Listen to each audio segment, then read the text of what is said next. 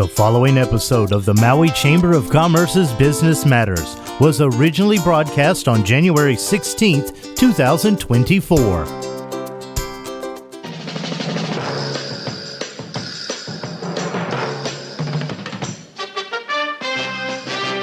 It's time now for Business Matters, brought to you by Mokulele Airlines. Now here's your host, Pam Tumpop. Good morning, Pam. How are you this morning? I am great, Gary. Good morning. How are you? I'm very good. We live on Maui. We're getting some rain. Hallelujah. Yes. Much needed. Well, thank you so much for all you do for our show. We want to welcome everybody this rainy morning, at least for the three of us, Gary, myself, and Cody.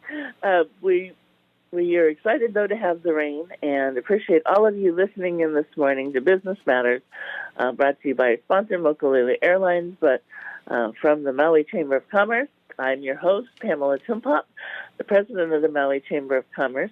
And today, we are going to talk to two dynamic businesses. We're going to talk first with Cody Cox of Pauwela Beverage Company, and then we are going to talk with Don Pfendler, who is with the Maui Animal Rescue Foundation, and is part with the organization HARF. Excuse me, I think it's the Hawaii Animal Rescue Foundation with HARF, and she is going to join us later in the show. But this morning, it's my great pleasure to welcome Cody Cox, Pauwela Beverage, craft exceptional drinks that are good for your health. And they have been working with expert brewing techniques and local Hawaiian ingredients. They offer a variety of beverages that are sure to give you a happier gut and a taste of the islands. Pauwela Beverage Company was founded in January of 2020 by the husband and wife team, Cady and Kyle, and I think I said Cody before. I'm sorry, I was looking. I missed that, and in my script, I think I now see it's Cady, not Cody. Cady and Kyle, and from humble beginnings at one of the farmers markets, with 2 flavors of kombucha, they have grown to 5 product lines, distribution across Maui and Oahu, and a thriving tap room on Maui. They believe probiotics can be approachable and delicious, and they want everybody to know, gone are the days of the sour stuff you force yourself to drink for gut health. They are here with a beverage you want to drink that also happens to be good for you. Our diverse catalog of products means there's something for everyone. So they've got things from pineapple creamsicles to hard kombucha, and they've got so many more. I'm going to have Cady talk to you about that. She says, really you can satisfy every taste bud, and you know that you can stand behind this product because it's good for you, it's good for the island, and it's just exceptionally crafted. And one of the other things I just want to mention is they were also a Good Food Awards finalist and winner 3 years running. Maui Times Best Kombucha, a Hulu Awards winner for craft alcohol in Hawaii, and a dedicated team have set them apart as the best there is. So they work very hard to make these products. They want you to learn more about them. So let me welcome Cady. Thank you, Cady. Sorry for mispronouncing it earlier. It's Cody. But thank you so much for joining us this morning, Cady. Great to have you on the show. Yeah, good morning. Thank you for having me. So a lot of people are still, it's a growing thing. We've been thrilled to also have you in our Made in Maui County Festival. A lot of people are still confused a little bit about what kombucha is. Can you talk to them about what it is and why it's so good for your gut health? Yeah, so kombucha is fermented tea. It's made from green tea, black tea, white tea. Most of ours are made from a green-black tea blend with organic cane sugar. And then you use a SCOBY, which is a symbiotic culture of bacteria and yeast So it's kind of like a mushroom, and that goes into the sweetened tea, and it eats all the sugar, and it creates probiotics. So in its process of consuming sugar, it releases probiotic enzymes and good bacteria for your gut. So when you're drinking it, you're drinking a live culture that then kind of hangs out in your gut and helps your gut biome operate more efficiently. And tell me about the Scooby thing. If you see it, is I love the kind of like a mushroom-looking thing. Mm-hmm. It's an interesting-looking thing for sure. How did this kind of come apart? I don't ever remember hearing anything about a SCOBY. Was that something that was created over time? Is that something that just exists in nature? Yeah. Kombucha, I think, has roots back to sort of Japanese culture, actually, but it was probably an accident, honestly. Someone probably just had a jar of old tea sitting out and threw this thing on it, and then they were like, now this tastes really different, and it's kind of sparkling, and it's making my tummy feel really good. So it's kind of one of those things in nature, like an accidental creation. But now we can kind of like hone it and have them and keep them growing. And as long as you feed them sugar and tea, they'll keep growing. So we have some that are like 6 feet by 6 feet in our brewery. And then we have some little baby starters that we can use to make new batches.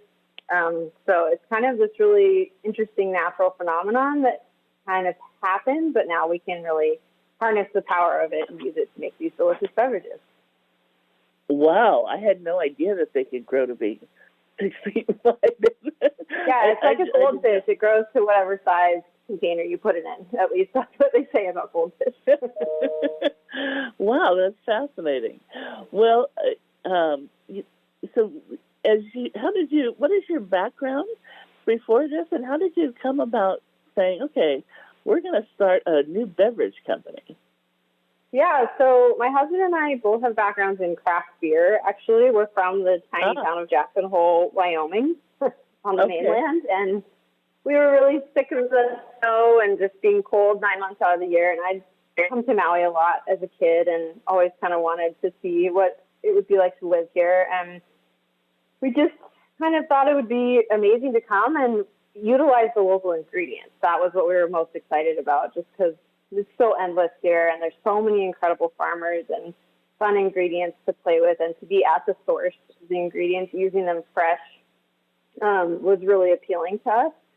So we came out with the idea of actually opening a craft beer brewery, but then we kind of came up against a lot of logistical challenges, and at that time we were working in this tiny store in Haiku called Pauwela store, and I was ordering the drinks for the store, and I could not keep kombucha, and especially hard kombucha, on the shelf of that store. So I was like, something's going on with these drinks.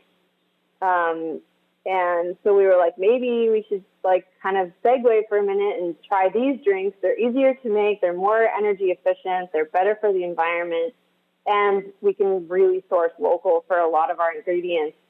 And so, yeah, we kind of like pivoted to make kombucha. Neither of us had ever made kombucha before, but we were like, let's try this. And yeah, we did. And it's been really great. And it's really fun to have a non-alcoholic product and also a product with alcohol, so that we just can appeal to a broader audience. But yeah, we have a background in craft brewing. So that's helped a lot with our brewing techniques in the brewery and our ability to make these drinks as exceptional as they are, just coming from that background of being in craft beverage industry.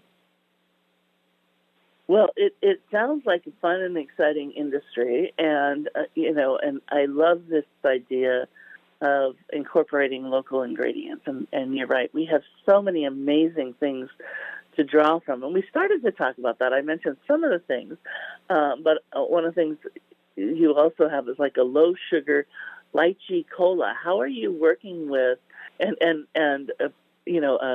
pineapple creamsicle, which is a hard kombucha?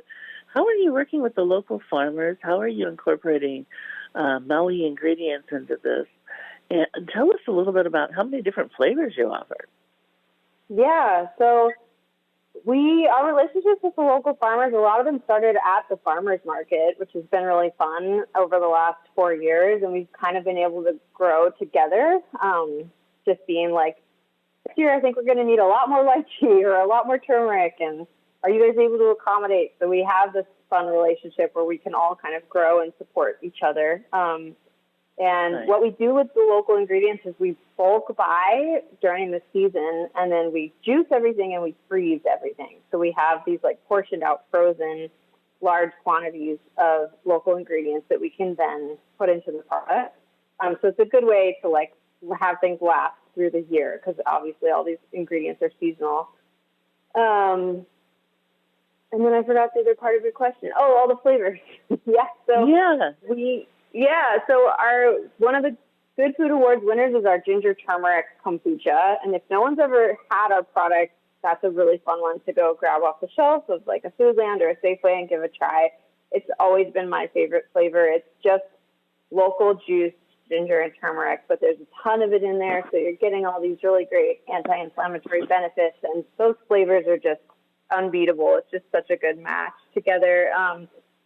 So we have those, and then we're about to launch a new line of products in these sodas, which are zero sugar, probiotic, low calorie sodas.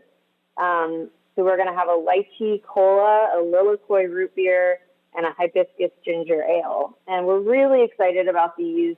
The price point's lower, so it's a little bit more universal, and the flavors are super fun, like taking these like cola root beer flavors and adding these tropical twists to them is just really been a fun thing for us to do in-house. We do all the flavor combinations ourselves. We don't like outsource for any flavoring. So it's been fun to kind of play with these and like see what kind of comes together the best. And then our hard kombuchas, the pineapple creamsicle is one of our most popular. We use Maui Gold pineapple. I have good connections with everyone there. They're such great people. And then we use organic vanilla in that one as well. So it kind of tastes like a dreamsicle, popsicle or something. It's a little nostalgic and sweet and delicious. So it's really fun. Making the flavors is our favorite part. We don't get to do it as much as we like, but that's the part that makes us like tick the best, because it's just a fun thing to be in the brewery experimenting and seeing what kind of can come together. Well, they say if you do what you love, you never work a day in your life. And it sounds like you guys are having a blast. Yeah, for sure. Yeah. And very connected to the local community, which is so awesome. The other thing is, I remember when kombucha first started, everybody kind of thought, okay, well, this is, what kind of hippie drink is this? Or, there's a little bit of alcohol. I remember in the early days, at the festival, we had to talk about, okay, can we serve it? How are we going to meet the, what is the alcohol content, and how does it work within the festival? Did we have to put it in with the alcoholic drinks in the pavilion, or can it be outside? So can you talk a little bit about how you've not only how you've turned this drink that people might have thought of as sort of kind of a hippie drink into this probiotic option for you that's good for you, that has these amazing flavors that are just awesome to drink, but also tell them a little bit about, for the kombucha that's a hard kombucha, what is the alcohol content like, and what is, again, how you're making a difference between kombucha and then hard kombucha. Yeah, so normal kombucha on the shelf needs to be less than 0.5% alcohol. So that's something we take very seriously at our brewery, ensuring that our products are not going to go above that. And that just goes back to our brewing techniques, being able to really focus on the fermentation process and making sure that stays under that 0.5%. And the whole idea of like the hippie drink, I think when kombucha first came out, it was kind of like appearing from people's houses. It was like this weird drink with this big mushroom in it, and it was really sour and really like acidic, and just kind of like, you want me to drink this? Like, why would I do that? And so as it's become more mainstream, I think people are figuring out how to make it taste a little bit better, and we really pride ourselves on our fermentation process and our ingredients, making ours not so sour. are just way more approachable, and that you open it and you drink it and you're not like funked out immediately. You can kind of be like, there's a zing to this, there's a brightness to it, but I like want to keep drinking it. So that's really our goal with our kombuchas, is that they become a product that you really want to be drinking, not one that you feel like you have to, because we're all trying to get more probiotics in our diets, and we want it to be like a fun way to do that, not like a forced way to do it. So that's like our regular kombucha goal, is to, really be diligent about keeping it under that 0.5% alcohol and really making it approachable and delicious to drink. And then our hard kombuchas go up to 6% alcohol currently. So it's kind of fun with hard kombucha. There's not that much out there. There's like maybe 5 or 6, 7 big brands, and there's no really rule or set way of how to make it, because it's such a new product, so everyone's kind of experimenting.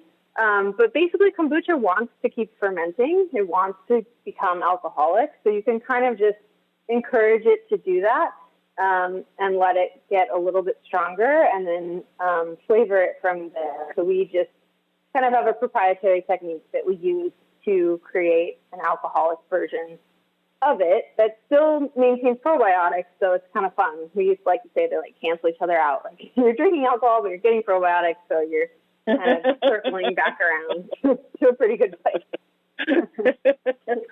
You get a 2-for-1. Yep. So plus all the fun. That's awesome.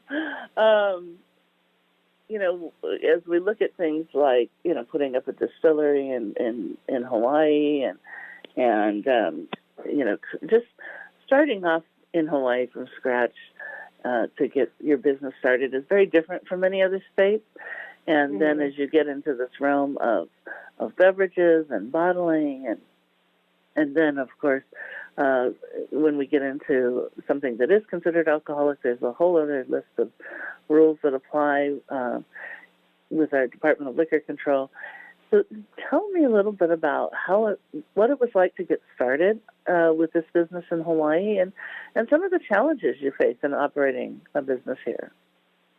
Yeah, it's very challenging here, and it takes a lot of perseverance and endurance, and we've learned a lot and grown a lot. But we started this company in January 2020, so it was a month before the COVID pandemic hit. So that was our first challenge. But we were able to, pull through. We were just doing farmers markets at the beginning, and we didn't have our product in bottles. So during the beginning of COVID, we really shifted to investing in equipment to get our product into bottles onto shelves of grocery stores so that it was available to people throughout the pandemic. And so through the pandemic, we really just kept growing, which was really rare for a business, especially one that had just opened. But people wanted, they wanted probiotics, they wanted health benefits, they wanted to be drinking things that it bolstered their immune systems. And so that was a challenge, but it was also a way, it made us be really creative really quickly and find a solution really quickly. That's one of our kind of company mottos, is find solutions. So we were really pushed to do that immediately. And then there's just logistical challenges. Throughout COVID, this was a thing, and it still kind of happens off and on, but we ship, our bottles here and our labels here and our caps here. And so there's a lot of logistics that come into play, being on an island in the middle of the ocean. And we've got it very dialed in anymore, and we work with amazing people that help make it happen. But that logistical side of it can be tricky. And then, liquor control, they're tricky, but, they're doing what they need to do. And it's one of those things too, where once you just understand how they operate and understand what it takes, you can do it, and they're for you. So it took us 2 years to get our liquor license, which is a really long time. But again, it was nice to have a non-alcoholic product that we could be selling and working on in the meantime while we waited for that to come together. And now we have this awesome tap room in Haiku where we serve beer and wine and kombucha, and it's a really fun vibe. We have live music, and we're selling the hard kombuchas on Maui and Oahu, and it's just been really fun to kind of once you get those things, you have them, and then you can do what you dream of doing with them. So just got to keep your head down. any new business owners are listening in, yeah, you just got to keep your head down and keep jumping through the hoops and keep pushing forward. And if you do, it's well worth it, because the audience of like our customers, they're so grateful and excited and loyal, and that makes it feel all worth it to be able to like bring products that people really appreciate and enjoy. I appreciate you sharing that, because being an entrepreneur is no easy road, and people, some people who have never been in business, they'll say, well, there's a lot of risks, and they don't really understand the level and degree of risk business owners have to go through. And yes, risk is inherent in that, but to really come through. But I also really appreciate you talking about the community, and it's so great to see how much here in Maui we do really support local companies and local products, and understand how hard our entrepreneurs work, and get a sense of everything that they're putting into this, and really working hard to get back to us. And people are willing to, just at this last Made in Maui County Festival, come out in droves, particularly with the wildfires. When we looked at our numbers, we realized, because we were down, by a lot in terms of visitor counts, that it was our local community who really came out and shopped and supported our local manufacturers. And so that is really a great blessing in this community, that people rally together to shore each other up. But you really started at a very, very difficult and auspicious time. So congratulations for pushing through and continuing to innovate and create one product while you worked on the second product, because I'm sure, coming from a brewery, the other was probably something more, maybe easier to move forward with, because it's more along the lines of what you've worked in. And so, but how phenomenal that you persevered. So now this is an interesting thing, because beverages are getting to be kind of a competitive market these days. More people are starting to get to know kombucha. So how are you folks staying ahead of the trend, and how are you doing that? Again, we unfortunately, our community is suffering again from the wildfires, and seeing lower visitor counts again, which is still a big segment of our market. So with all the challenges going on, how are you continuing to persevere and deal in this very competitive market? Yeah, it's definitely been, 2023 was a really hard year, and the fires were devastating for everyone, and we felt that impact like crazy with the drop in tourism, and that was a rough fall, but things seem to be coming back on, which is really great. And like you said, the community rallied so much to help everyone, which was amazing. And yeah, I think, we have a really good infrastructure. We have a really beautiful bottling line. We have big fermentation tanks. We kind of went in big at the beginning of 2023 to invest in our production facility. And we also have a warehouse on Oahu, and we do self-distribution of our products on Oahu as well. So that was something we were able to really lean into during the fires, was our focus on our Oahu accounts. And so now that we kind of have this infrastructure set up, we're really looking at ways that we can use what we've invested in to create different products and really have our eyes on the market and see what is up and coming and what people are looking for on the shelves. And right now we're kind of noticing this trend toward these zero sugar probiotic sort of sodas, just something that's really simple and zero sugar and low calorie, and just something someone can grab and pop open and continue on. And it doesn't quite take the knowledge or commitment or that kombucha does. Kombucha can be kind of weird still to this day. So we're kind of looking at that. And then also the non-alcoholic beverage scene is huge right now. All the breweries are coming out with amazing non-alcoholic beers. I'm actually 8 months pregnant right now, so it's been fun to try all these non-alcoholic beers and non-alcoholic beverages, because I wouldn't normally go for them, but I've been trying them and I've been blown away. So we're we're really excited about that sector too, just like these craft cocktails and non-alcoholic options that are still super enjoyable and fun and social and exciting. And I think that's a really new trend that's happening, because a lot of the younger generation aren't drinking as much as the older generation did or does. And so we're trying to really just keep our fingers on the pulse of what's going on and utilize the equipment that we've invested in to create fun new products. So yeah, we'll probably come out with a lot of different stuff. And like we say, it's like kind of throw it against the wall, and if it sticks, it sticks. And if it doesn't, it doesn't. We're pretty adaptable. So we're excited to just kind of start like experimenting more and seeing what works and seeing what people kind of gravitate toward, and just trying to be there for people, like meet them where they're at instead of just continually pushing the same product, trying to innovate a little bit more and be a little more creative.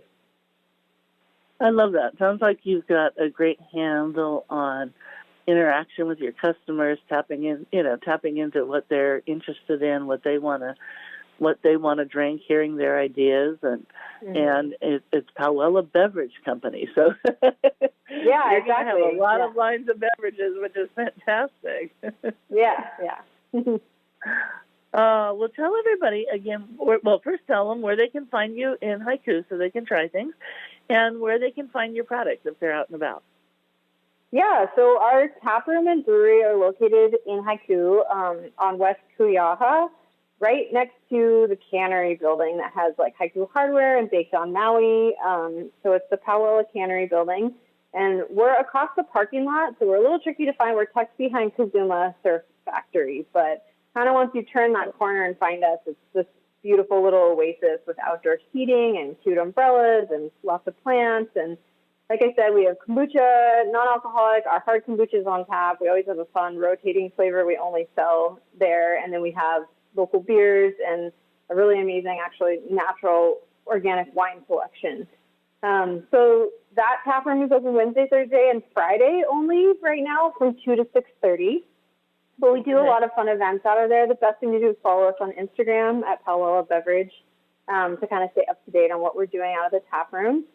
And then in terms of our wholesale products, we're in Foodland on Maui and Oahu. So that's a great place to start to go look for our kombuchas and our water keepers and our hard kombuchas. And then we're also in Safeway. We're in Mana Foods. We're in Hawaiian Moons down in Kihei. And we're on tap with the hard kombucha and some really fun breweries on Oahu and restaurants, and then as well as over here on tap too. So you kind of just got to keep an eye out for it. But we're in a lot of places, so it's easy to find, and give it a try the next time you're out somewhere. And if you're out and about and you don't see them on tap, ask. Ask. Say, why isn't this local company on tap here? Can you put it on tap? That's we'll get exactly you right. a free shirt if you do that. Let's give them additional exposure. Help people get more familiar with them and bring them into other businesses. That's one of the other things we can do as local consumers, is really support our own, and if we don't see what we're looking for, ask for it, which is great. Absolutely. Yeah. Oh, well, I have so enjoyed talking with you this morning, Cady. This is awesome. Thank you. We're thrilled to have you here and appreciate all that you're doing, and look forward to seeing many more new and exciting products. And I know a lot of people who right now are doing these zero sugar diets, so I'll be sure to let them know, hey, you've got to try, a sugar-free kombucha and enjoy some of those new product lines that you're working on. I think that's fantastic. Thank you so much for joining us, and I hope you have a wonderful day. Thank you so much. Yeah, you as well. Take care. Thank you. Take good care. Aloha. Aloha. Well, thank you. Aloha. It's so exciting to hear what they're doing, and what an amazing company. We are going to hear from our sponsor, Mokulele Airlines, and take a quick break. And then we'll be back, and we'll be talking to Dawn with Hawaii Animal Rescue Foundation. Mokulele Airlines operates the largest commuter airline hub in the country, right here in Kahului. Fly Mokulele from Kahului to Molokai, Lanai, Hana, Waimea, Kona, and now Hilo. Mokulele also operates the only flights between Kapalua and Honolulu. There is never a middle seat on Mokulele, and every seat has a window and aisle. Visit mokuleleairlines.com and take your next flight from the newly renovated Mokulele Terminal.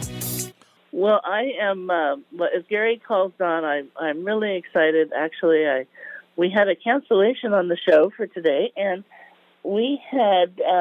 I was having a conversation with my cousin, who is on the board for HARF, and we'll let Don talk a little bit more about that.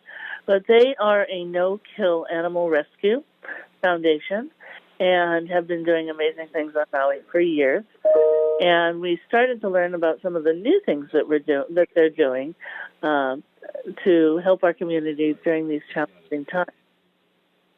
And I think Gary's going to connect us with Don Pfendler, who is the CEO and co-founder of Hawai'i Animal Rescue Foundation, which is known as HARF, H-A-R-F.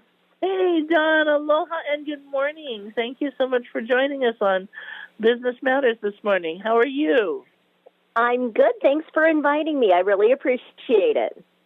Oh, you're very welcome. Well, I wanted to tell people a little bit about how you became the CEO and co-founder of Hawai'i Animal Rescue Foundation. We don't have that much time.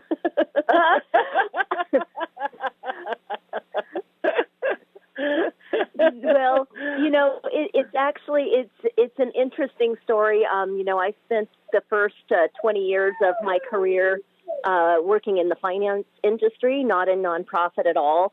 And I had an opportunity in 2008 to take a fundraising position at the local shelter. So I did. I thought, well, this is, I've always loved animals. This is going to be a great experience. I can use all my years of finance experience and, do something really great for the community and for the animals. And so that's what launched me into animal welfare. Nice. But then, fast forward a couple years and after that, and then a couple friends of mine and I ended up starting HARF. We were very, very small at the time, very grassroots, and then we just kind of grew from there. It's been a long 12-year slow process to where we're at today. Well, you've done it, and I know that it was something that, again, one of the things with the shelter is unfortunately timing and process, and everybody works so hard to save every animal. And you folks, I remember, came out very early on when you were establishing the organization and as a no-kill shelter and finding new ways. So, 12 years has been a long time of doing that. Tell us a little bit about the operation. Some days it seems like yesterday, and other days it seems like a long time. So it just depends on the day, I think. That's true. Again, when you do what you love, it just goes by. It's when it's your passion. It's one of those things that it doesn't. It feels like, gosh, it's fresh and new every day. So tell us a little bit about what it's like running Hawai'i Animal Rescue Foundation, and how many animals do you have? What kind of animals do you take? Okay. Yeah, the reality is our lives have changed drastically in the last few months. We have been a foster-based organization for all that we've been around. So that means we've had no presence, no physical shelter where we house animals. We've relied on foster families to care for all the animals we rescue, and then, hold weekly adoption events in the community to find them homes. And we've done that for many, many years, but our plan was always to have a place to call home. And in 2017, we were able to purchase 10 acres in Waihe'e for our future animal center. In 2019, we broke ground on our first building, and we were underway on getting that completed. Then COVID happened, and a lot of other things happened. So short story is that we were just about done with our building right before the fires happened. So when August 8th happened, we tried to figure out where we would best be able to serve the community. And we went in and within 48 hours set up an operating shelter in our space while we were still finishing construction. And so our lives have changed drastically over the past 5-6 months. Yes. Well, and tell people now that you worked hard, you got the shelter going, because so many families devastated by the wildfire could not keep their pets. And tell us how you're helping these families. Yeah, well, that's one of the areas that we felt that we could help is that many families lost everything, but they were able to escape with their lives and their pets. But they didn't have anywhere to go with their pets. But they wanted their pets, they loved their pets, and they were part of their family. So what we ended up doing was setting up a temporary housing for own displaced pets from the fires so that the families could focus on trying to reestablish their lives while their pets were cared for, with the hopes that they would be able to be reunited once they were settled. So we currently have about 65 animals in our building. We've got dogs, cats, and rabbits. We've had, over the last few months, we've had guinea pigs, we've had tortoises, we've had goats. We've had a variety of animals, and some have come and gone. Some are still with us. And so that's pretty much what we're focusing on right now, and we're trying to look at some long-term solutions on how we can get these families back together again. And I understand that you even help them find ways where they can visit their pets. Yes, that's where, we're trying to help facilitate their ability to get a rental. There's so few pet-friendly rentals in our community. That's changed a lot over the years, and it's just so challenging to find a place where you can have your pet. So what we're working on is kind of like a toolkit to give our families so that they can be more successful in finding a place to live, such as, apply for those rentals, even if it says no pets. Put together a cohesive little package, a little write-up about themselves, who they are, and who their pets are. Maybe include it with some letters of reference from their people that know their pets about what good citizens they are and how well behaved they are. It helps if they've been, if you can show that they're fully vaccinated, they've been fixed because if they're spayed and neutered, you're going to have a lot less behavioral issues, whether it's a dog or a cat. Kind of just showing that those pets are good citizens and that they, that they can be a good asset as a tenant to a potential landlord. They can also have pet insurance. They can, there's a lot of things that they can, kind of put in their little presentation to make their application really, stand out. And it brings a personal connection. They're not just one of many applicants looking for a place to live. They're telling their story. And I think that really makes a difference. And we have seen some families be successful in actually finding a place that's not pet-friendly, and where the landlord read their story and said, I got to help these folks, and they are good people, and their pets are good pets, and, we're going to make an exception. So that's something we're really trying to work on one-on-one so we can get these animals, back to their families because they miss them. The families get to come and visit, which is great, but it's just not the same. No, that's so true. Yeah. Let's talk for a minute because I'll share an idea afterwards that you and I were talking about just briefly last night, but it's something that the Chamber is working on. But let's talk about, especially given the wildfires, the importance that pets have in people's lives. Yeah.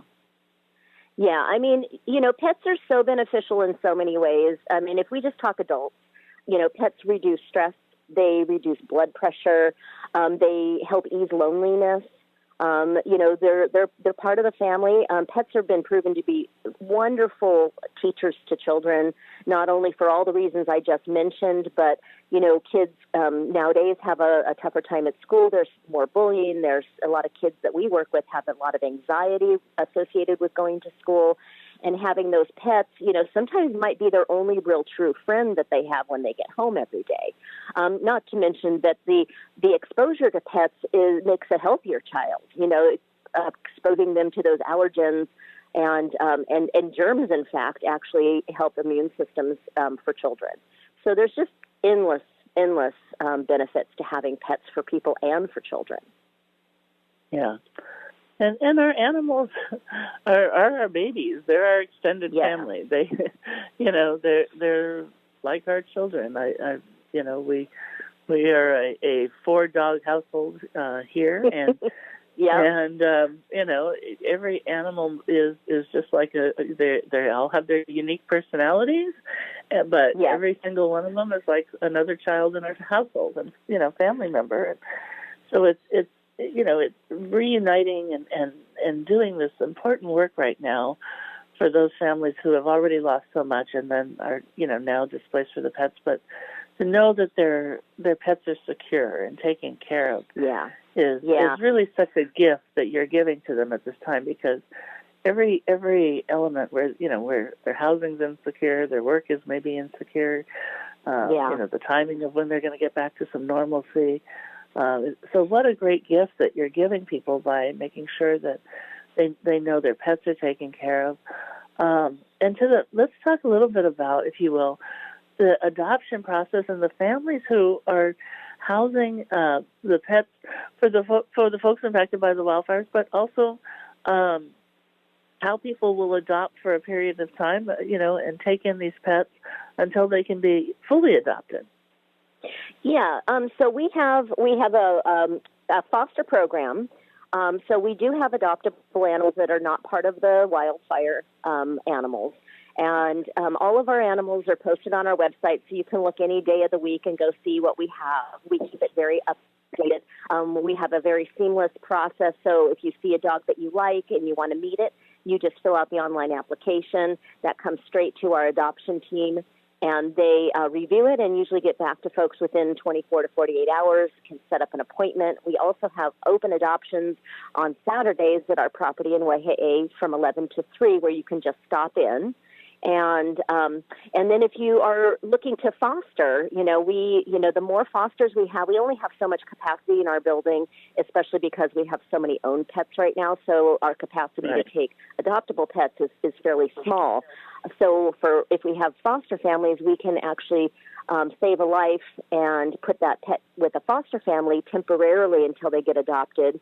And we provide everything. So all the food, any medication, any type of training or support for the foster family is provided. And basically they just take care of that pet, that dog or puppy or whatever it may be, for a short-term period of time, treat it like their own pet, and then bring it to our adoption events on Saturdays so people can meet that animal, and then hopefully it'll find its forever home and it'll get to live a happy ever after life.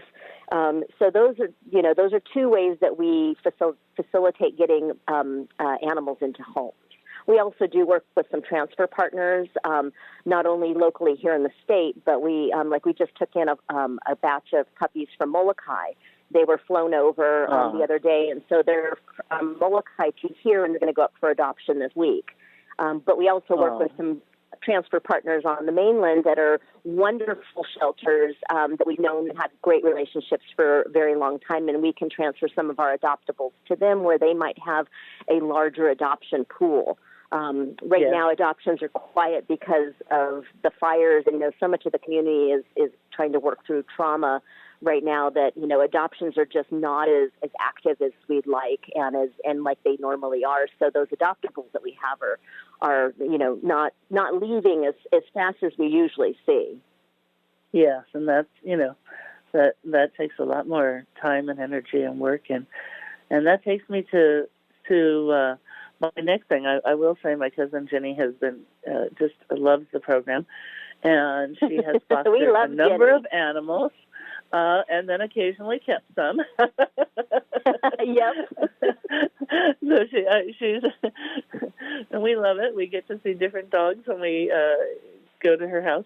But so you've got you've got these amazing programs, but it takes a lot of effort. It also takes a lot of money to continue programs like this.